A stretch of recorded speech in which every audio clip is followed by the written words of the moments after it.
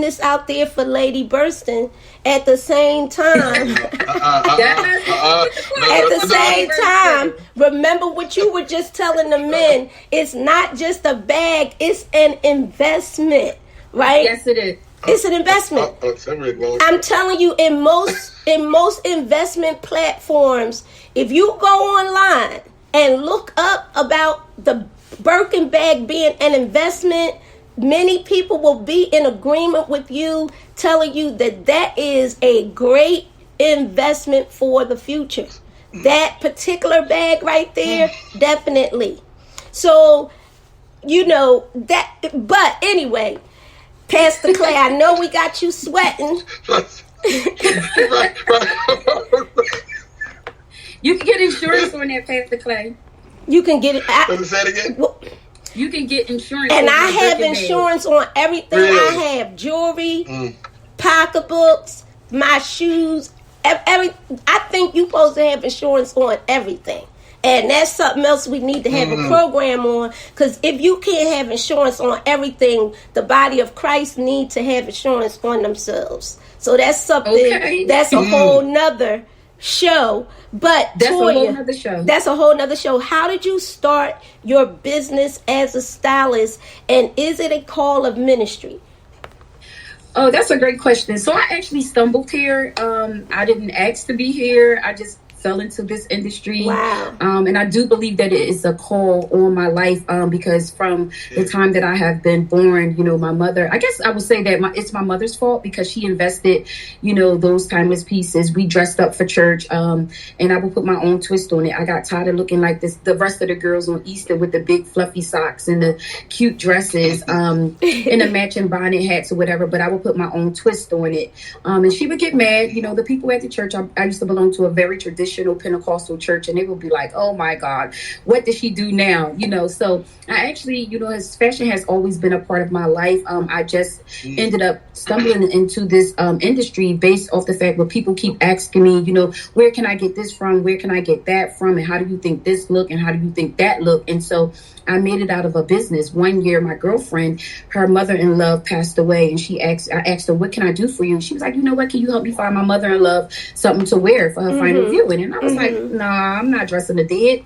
And she was like, you could do it, you know, you just pick it out or whatever. So I picked it out, you know, it was a hit. She loved it. Then she came back and she asked me, can you dress my daughter for Easter? Because her mother-in-law passed away in March. Easter was in April. It was back to back. So that's how I actually like really full time got into the business. So I do definitely believe that it is a ministry. I believe God, you know, made me and purposed me for this ministry. You know, he called me to the marketplace at an early age. It wasn't just now. I didn't know back then that I will be doing this now, that I will be making men and women or helping men and women to feel confident in their outward appearance so that it can match their inward.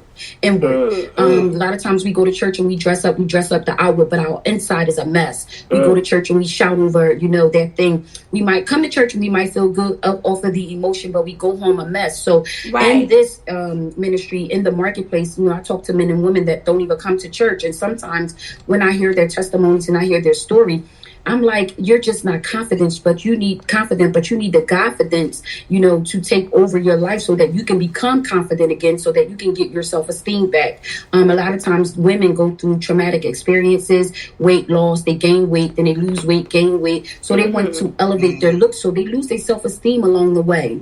However, during that, I went through that. I always knew that I can dress or whatever. And even through my traumatic experience, I basically had to take a look back at myself. Like, my inside is a mess. God, I need you now. God, I need you to do something for me. I need you to help me to build my confidence back up in you so that I can have the confidence to walk, you know, in faith. And that's how I got into ministry full time. I always, you know, would encourage people, oh, you look cute, oh, you look nice, oh, you look very handsome today. But I didn't know that it would turn into my ministry. I always worked in youth and children and youth ministry, but I never knew that I would actually work in the marketplace. I have a group called Harmony Hands where I kind of tend to at-risk youth, but I'm always doing something with them, making them feel confident, getting them on straight street or whatever. But I never thought that I would actually work full time for God in the ministry, so it is a ministry for me. It's just not dressing up. Dressing up is a conversation piece for me. When people see my sparkling, or if they see something that they like on me, it draws them into me so that I can share the gospel of Jesus Christ. Wow, that is awesome. That's awesome. That is really awesome. And, before you came on, I was telling Pastor Clay that I think that fashion speaks to who you are, like your character and your personality.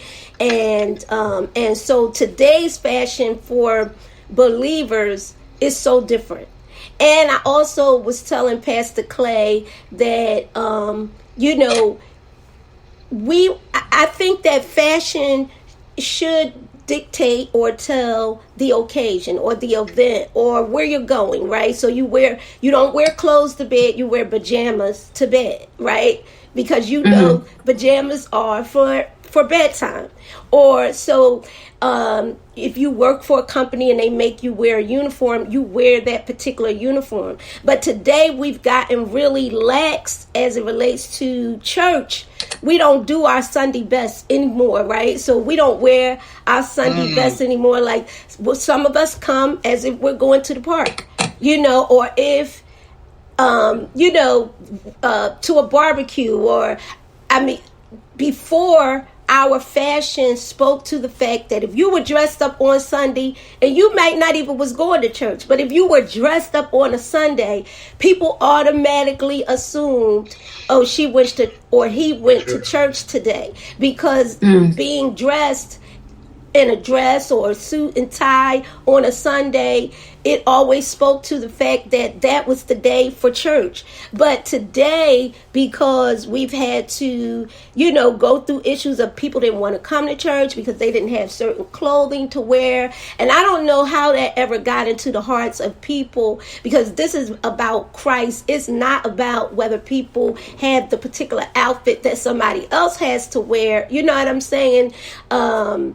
When we go to a concert, we all have on different types of clothing, but you're not going to go in that same arena because you might not have on the same or be able to afford the same outfit that somebody else may be sitting in that arena with you. But that's always been an issue. So we kind of changed how we dress to help other people feel more comfortable in coming in the church. But then I think that it also took away from the reverence that our dress gave to Sunday. I think that our dress gave something to the fact that we were going into the house of God. That's my own personal opinion, and other people may have a different opinion on that. But so tell me, how should believers view fashion?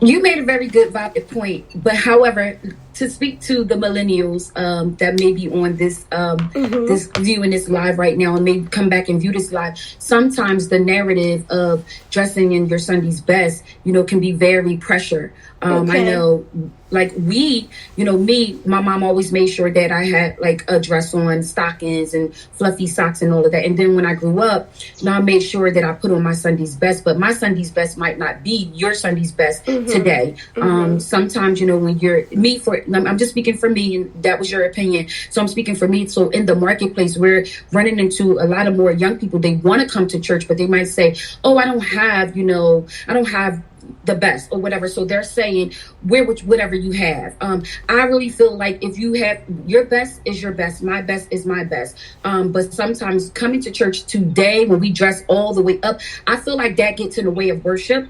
I'm not saying that we can't do it. This is just what I come to believe, that a lot of times all these bells and whistles, it stops us from actually getting to the service to worship God. And people are so much focused on what you have on to, it becomes a social club. And that's why we have like these social gatherings a lot. Oh, what are you wearing? What are you wearing? Oh, I'm wearing this to church. Oh, I make sure I'm put on my hat. Oh, I make sure that, I have a bell on. All those things are good. I love all of that because I do all of that. I haven't done it through the pandemic. I miss dressing all the way up, but I also like being just regular, just putting on maybe a skirt and a shirt and a blazer and just going on my way and a pair of sneakers, and then I can really go for broke for God, and it's nothing in the way. But my best may not be your best. And I'm trying to speak for the millennials, and also maybe someone else that might be over the generation of the millennial mark.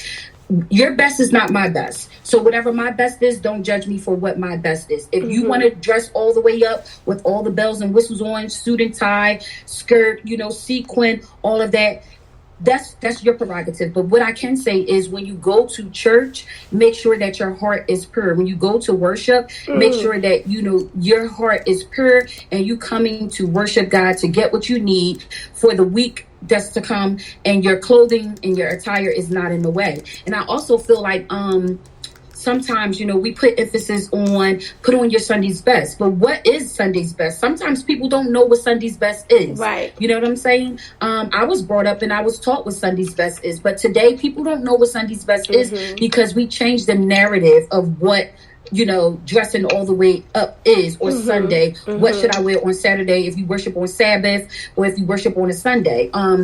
So what is your Sunday's best? I don't mind being just regular. I sometimes, even for this call today, sometimes getting dressed all up gets in your way. Oh, I got to put on this. I got to put on makeup. I got to do this. Oh, what am I with? Can I just reach in my closet and get the next best thing that don't need to be ironed?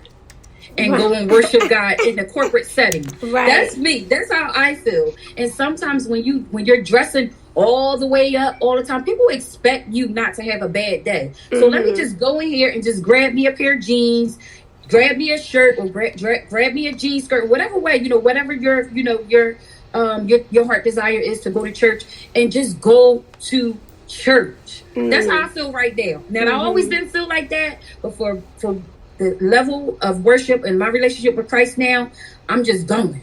Me getting there is a tragic sometimes. Pressing my way, just getting there. And I found I got to grab all this stuff. That just takes more time. It took me 10 minutes to get ready for this call here today, because I'm in my own setting. Right. But when I'm going out, people want to do a little bit more. Right. But what I'm saying is, just go to church, but grab your Sunday's best. Your Sunday's best very well may be a pair of distressed jeans and a t-shirt. For ladies, it might be a jacket or a cardigan or whatever, and a skirt and a pair of sneakers. Just get to church. That is what I'm saying today on this. That is what my faith and fashion belief is, and mission is, when we talk about faith and fashion, because a lot of times we allow our attire to hold us back from going in the corporate setting to worship God. And the main thing that God wanted us to do, He told us to be modest. Be modest in everything that we do, in our dress, in our hair. I was raised where if I wore my hair a certain way, I was going to hell. All of that, we're not talking about that. That's for another call. But I'm just telling you, right. The dying need to get to corporate worship. The narrative has changed. To me, my outward appearance shouldn't bother you when I come to church. Just me getting near my heart. You can see when someone's heart is pure. You can see when somebody, has been struggling. Well, I can anyway. And they just needed to get to the house of the Lord. So I say to all of the people who are watching and may watch this later on, get to church. Don't let, what you're wearing stop you from going to church. That's over with. That's like, they did that because they didn't know any better, I feel. They was taught that way, so they taught the people that was underneath them to believe like that. But now today, we can read the Word of God for ourselves. We can get the interpretation for ourselves.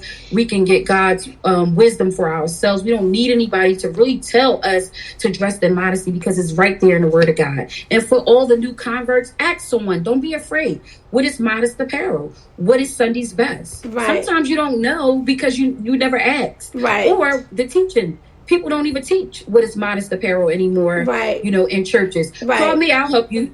tmarche.com. Well, that was good. And I'm glad that you emphasized for people to come to church. Again, I always felt like not just for church, but for anywhere. Like if I dressed my children, I've always felt like because I didn't grow up in church. So I didn't have, that whole that experience that you had. You understand what I'm saying? So when we dressed up for wherever we were going. You know what I mean? And so I think that it's, I'm not one to, only people that I kind of lay heavy on at times is our leadership, Right.